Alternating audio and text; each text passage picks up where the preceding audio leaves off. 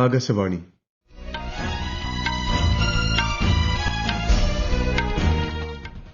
നമസ്കാരം. വാർത്തകൾ വായിക്കുന്നത് നരേന്ദ്രമോഹൻ.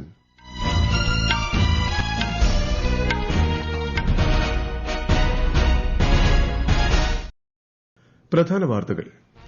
പാർലമെന്റിന്റെ ഇരുസഭകളും ബജറ്റ് സമ്മേളനത്തിന്റെ ആദ്യഘട്ടം പൂർത്തിയാക്കി ഇന്ന് പിരിയും. രണ്ടാം ഘട്ടം അടുത്ത മാസം 9-ന് ആരംഭിക്കും.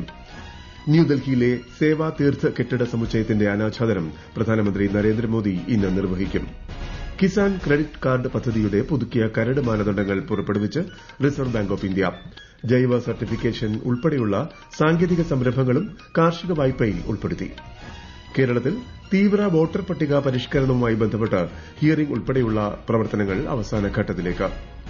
റേഡിയോയും നിർമ്മിത ബുദ്ധിയും AI ഒരു ഉപകരണമാണ്, ശബ്ദമല്ല എന്ന സന്ദേശവുമായി ഇന്ന് ലോക റേഡിയോ ദിനം. ICC പുരുഷ T20 ക്രിക്കറ്റ് ലോകകപ്പിൽ നമീബിയയ്ക്കെതിരെ ഇന്ത്യയ്ക്ക് 93 റൺസ് ജയം. വാർത്തകൾ വിശദമായി. പാർലമെന്റിന്റെ ഇരുസഭകളും ബജറ്റ് സമ്മേളനത്തിന്റെ ആദ്യഘട്ടം പൂർത്തിയാക്കി ഇന്ന് പിരിയും. ബജറ്റ് ചർച്ചകൾക്ക് കേന്ദ്ര ധനമന്ത്രി നിർമ്മല സീതാരാമൻ രാജ്യസഭയിൽ ഇന്നലെ മറുപടി നൽകി. ഇൻഡസ്ട്രിയൽ റിലേഷൻസ് നിയമ ഭേദഗതി ബിൽ 2026 പാർലമെന്റ് പാസാക്കി. ലോക്സഭ പാസാക്കിയ ബില്ലിന് പിന്നീട് രാജ്യസഭയും അംഗീകാരം നൽകുകയായിരുന്നു. അടുത്ത മാസം 9-ന് ആരംഭിക്കുന്ന ബജറ്റ് സമ്മേളനത്തിന്റെ രണ്ടാം ഘട്ടം ഏപ്രിൽ 2 വരെ തുടരും. ന്യൂഡൽഹിയിലെ സേവാ തീർഥ് കെട്ടിട സമുച്ചയത്തിന്റെ അനാച്ഛാദനം പ്രധാനമന്ത്രി നരേന്ദ്രമോദി ഇന്ന് നിർവഹിക്കും. പ്രധാനമന്ത്രിയുടെ ഓഫീസ്, ദേശീയ സുരക്ഷാ കൌൺസിൽ സെക്രട്ടേറിയറ്റ്, ക്യാബിനറ്റ് സെക്രട്ടേറിയറ്റ് തുടങ്ങിയവയാണ് സേവാ തീർഥിൽ പ്രവർത്തിക്കുന്നത്.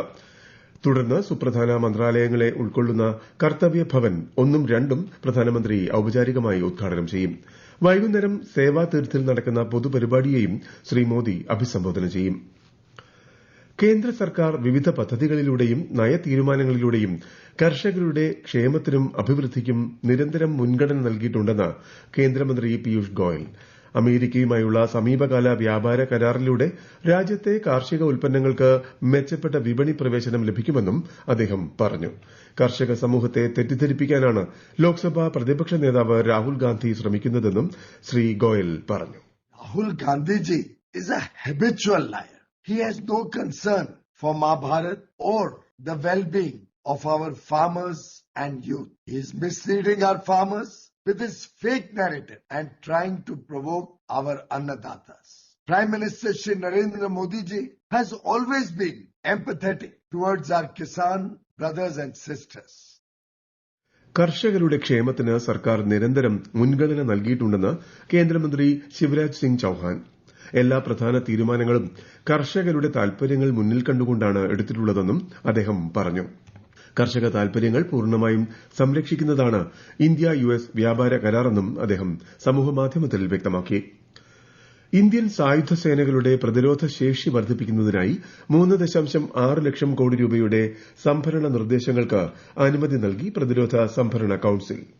വ്യോമസേനയ്ക്കായി റഫാൽ മൾട്ടി റോൾ യുദ്ധവിമാനം, മിസൈലുകൾ, ഹൈ ആൾട്ടിറ്റ്യൂഡ് സ്യൂഡോ സാറ്റലൈറ്റ് എന്നിവ സംഭരിക്കുന്നതിനാണ് DAC അനുമതി നൽകിയത്. റഫാൽ MRFA യുദ്ധവിമാനങ്ങളിൽ ഏറിയ പങ്കും ഇന്ത്യയിൽ തന്നെ നിർമ്മിക്കാനാണ് ധാരണ. ബ്രസീൽ പ്രസിഡന്റ് ലുല ഡെസിൽവ 5 ദിവസത്തെ സന്ദർശനത്തിനായി ഈ മാസം 18-ന് ഇന്ത്യയിലെത്തും. ന്യൂഡൽഹിയിൽ നടക്കുന്ന ഇന്ത്യ AI ഇംപാക്ട് ഉച്ചകോടിയിൽ അദ്ദേഹം പങ്കെടുക്കുമെന്നും വിദേശകാര്യ വക്താവ് രൺധീർ ജയ്സ്വാൾ അറിയിച്ചു. President Lula will be participating in the second AI summit, which is to be held from 19th to 20th February in Delhi. The main day of the Brazilian state visit, bilateral talks, will be on 21st February. President Lula will be hosted by our Honorable President on 21st, and there will be several other dignitaries who will be calling on him. And there are several events that have been planned engaging the business delegation as well. Kisan credit card പദ്ധതിയുടെ പുതുക്കിയ കരട് മാനദണ്ഡങ്ങൾ reserve bank പുറപ്പെടുവിച്ചു. മണ്ണ് പരിശോധന, കാലാവസ്ഥാ പ്രവചനം, ജൈവ സർട്ടിഫിക്കേഷൻ തുടങ്ങിയ കാർഷിക സാങ്കേതിക സംരംഭങ്ങളും കാർഷിക വായ്പയിൽ ഉൾപ്പെടുത്താൻ പുതുക്കിയ മാനദണ്ഡത്തിൽ നിർദ്ദേശിക്കുന്നു. 2 ലക്ഷം രൂപ വരെയുള്ള കാർഷിക അനുബന്ധ വായ്പകൾക്ക് ഈടും ലാഭസാധ്യതകളും പുതുക്കിയ മാനദണ്ഡത്തിൽ ഒഴിവാക്കിയിട്ടുണ്ട്. ഇന്ത്യൻ ഇൻസ്റ്റിറ്റ്യൂട്ട് ഓഫ് ക്രിയേറ്റീവ് ടെക്നോളജിക്ക് കീഴിൽ രാജ്യമെമ്പാടുമുള്ള 15,000 സ്കൂളുകളിലും 500 കോളേജുകളിലും കണ്ടന്റ് ക്രിയേഷൻ ലാബുകൾ സ്ഥാപിക്കുന്നതുമായി ബന്ധപ്പെട്ട് കേന്ദ്ര വാർത്താവിതരണ പ്രക്ഷേപണ മന്ത്രാലയം ന്യൂഡൽഹിയിൽ ശില്പശാല സംഘടിപ്പിച്ചു. Animation, visual effects, gaming, comics എന്നിവ ഉൾപ്പെടുന്ന AVGC മേഖലയിൽ ഇന്ത്യയെ ആഗോള ഹബ്ബായി മാറ്റുന്നതിൽ Indian institute of creative technology നിർണായക പങ്ക് വഹിക്കുമെന്ന് പരിപാടിയിൽ പങ്കെടുത്ത കേന്ദ്ര വാർത്താവിതരണ പ്രക്ഷേപണ മന്ത്രാലയം സെക്രട്ടറി സഞ്ജയ് ജാജു പറഞ്ഞു. കേരളത്തിൽ തീവ്ര വോട്ടർ പട്ടിക പരിഷ്കരണവുമായി ബന്ധപ്പെട്ട് ഹിയറിംഗ് ഉൾപ്പെടെയുള്ള പ്രവർത്തനങ്ങൾ അവസാന ഘട്ടത്തിലേക്ക്. തിരുവനന്തപുരം, എറണാകുളം, കോട്ടയം, ആലപ്പുഴ, കാസർഗോഡ്, പാലക്കാട് ജില്ലകൾ 100% ഹിയറിംഗ് നടപടികൾ പൂർത്തിയാക്കുമ്പോൾ ശേഷിക്കുന്ന ജില്ലകൾ തൊട്ടടുത്ത ദിവസത്തോടെ ഈ നേട്ടം കൈവരിക്കും. 101 നിയോജക മണ്ഡലങ്ങളിൽ ഇതിനോടകം ഹിയറിംഗ് പൂർത്തിയായതായി മുഖ്യ തെരഞ്ഞെടുപ്പ് officer doctor Rathan U Kelkar അറിയിച്ചു. ഈ വാർത്തകൾ ആകാശവാണിയിൽ നിന്ന്. ആകാശവാണി വാർത്തകളും വാർത്താ അധിഷ്ഠിത പരിപാടികളും All India Radio News Thiruvananthapuram YouTube ചാനലിലും at All India Radio News Thiruvananthapuram Facebook പേജിലും AIR ന്യൂസ് _തിരുവനന്തപുരം ഇൻസ്റ്റഗ്രാം അക്കൌണ്ടിലും at AIR news _TVM X ഹാൻഡിലും ലഭ്യമാണ്. കോട്ടയം, എറണാകുളം ജില്ലകളിലേക്കും കേന്ദ്രഭരണ പ്രദേശമായ ലക്ഷദ്വീപിലേക്കും ആകാശവാണി പാർട്ട് ടൈം കറസ്പോണ്ടന്റിനെ കരാർ അടിസ്ഥാനത്തിൽ നിയമിക്കുന്നതിനുള്ള അപേക്ഷകൾ ഈ മാസം 17 വരെ സ്വീകരിക്കും. അപേക്ഷകർ ജില്ലാ ആസ്ഥാനത്തിന് 10 കിലോമീറ്റർ ചുറ്റളവിൽ സ്ഥിരതാമസക്കാരായിരിക്കണം. കൂടുതൽ വിവരങ്ങൾക്ക് newsonair.gov.in, prasarbharati.gov.in/pbvacancies/ എന്നീ വെബ്സൈറ്റുകൾ സന്ദർശിക്കുക. ICC പുരുഷ T20 ക്രിക്കറ്റ് ലോകകപ്പിൽ നമീബിയയ്ക്കെതിരെ ഇന്ത്യയ്ക്ക് 93 റൺസ് ജയം. ഇന്ത്യ ഉയർത്തിയ 210 റൺസ് വിജയലക്ഷ്യം പിന്തുടർന്ന നമീബിയ 18.2 ഓവറിൽ 116 റൺസിന് പുറത്തായി.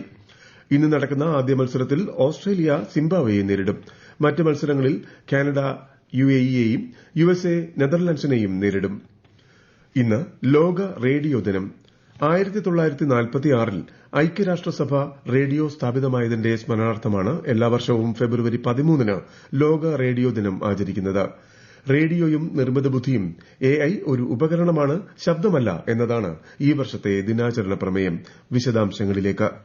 2011-ൽ യുനെസ്കോയാണ് ഫെബ്രുവരി 13 ലോക റേഡിയോ ദിനമായി ആചരിക്കാൻ തീരുമാനിച്ചത്. 2012 മുതൽ ദിനാചരണം ആരംഭിച്ചു തുടങ്ങി. UN അംഗങ്ങളായ എല്ലാ രാജ്യങ്ങളും ഈ ദിനാചരണത്തിൽ പങ്കാളികളാകും. ഛത്തീസ്ഗഡിലെ ആകാശവാണി റായ്പൂർ യുനെസ്കോയുമായി സഹകരിച്ച് ഇന്ന് ലോക റേഡിയോ ദിന കോൺക്ലേവ് സംഘടിപ്പിക്കും. ഈ വർഷത്തെ പ്രമേയത്തെ അടിസ്ഥാനമാക്കി പ്രക്ഷേപണ മേഖലയിൽ നിർമ്മിത ബുദ്ധിയുടെ വർദ്ധിച്ചുവരുന്ന പങ്കിനെക്കുറിച്ച് കോൺക്ലേവ് ചർച്ച ചെയ്യും. സാധാരണക്കാരിലേക്ക് വാർത്തകളും വിവരങ്ങളും എത്തിക്കുന്നതിൽ റേഡിയോ നിർണായക പങ്ക് വഹിക്കുന്നുണ്ടെന്ന് കേന്ദ്ര വാർത്താ വിതരണ പ്രക്ഷേപണ സഹമന്ത്രി എൽ മുരുകൻ ലോക റേഡിയോ ദിന സന്ദേശത്തിൽ പറഞ്ഞു. We are all celebrating the radio day. So still listeners, they used to write postcards. So they used to write them comments to the radio stations and they connect through the radio stations whatever the program they need, whatever the songs they need, whether the classical songs, folk songs or it is a cinema song. So the people they ask, the radio is plays. News desk Akashvani.